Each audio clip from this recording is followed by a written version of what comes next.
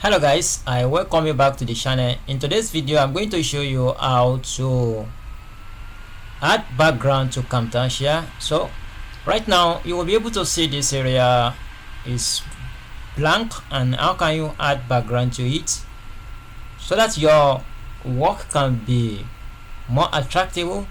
Right now what you're going to do on your laptop, straightly click the right click, you can see it appear. Immediately I click right click, it appear here. You come down to the project settings here. Under this project settings you go to this color area. As you can see the color here, so you have to play with the color, your preferred color. Okay, so now let me just pick this so okay, so right now let me, as you can see, and you come down to this apply and you apply it. You can also play with it and add another shape to it. For instance, now you come down to this annotation, you come down to the shape area here, come down to the shape area here.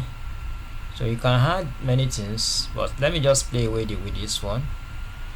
So I can just make the background look attractive.